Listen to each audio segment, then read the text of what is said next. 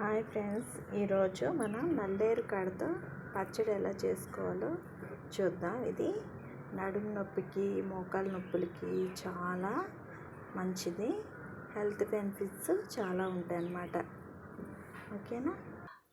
వీటి కోసం మనం వేరుశనగుళ్ళు, ఎండుమిర్చి, తెల్ల నువ్వులు, అలాగే కొంచెం ధనియాలు, వెల్లుల్లి, జీలకర్ర, నల్లేరు కాడ శుభ్రం చేసి ఇలా పెట్టుకోవాలన్నమాట. నల్లేరు కాడ శుభ్రం చేసుకునేటప్పుడు చేతులకి కొంచెం ఆయిల్ పెట్టుకోవాలి, లేకపోతే చేతుల మీద దురద వచ్చేస్తాయి.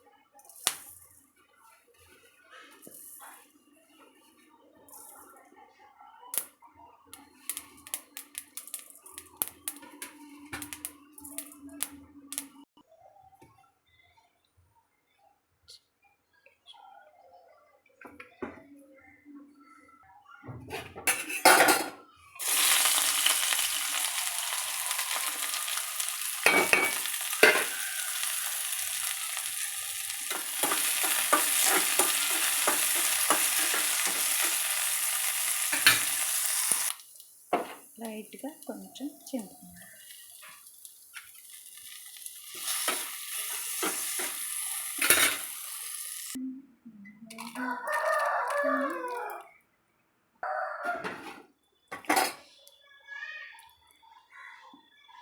ఈ పచ్చడిని చివరిలో ఒకసారి తాలింపు వేసుకోవాలన్నమాట.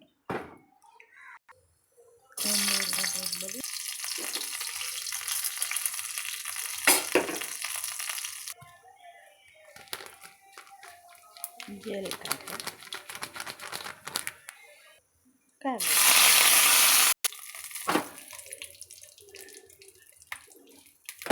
చివరి నేను చేసిన ఫస్ట్ టైమే అయినా సూపర్గా వచ్చింది పచ్చడి, చాలా బాగుంది.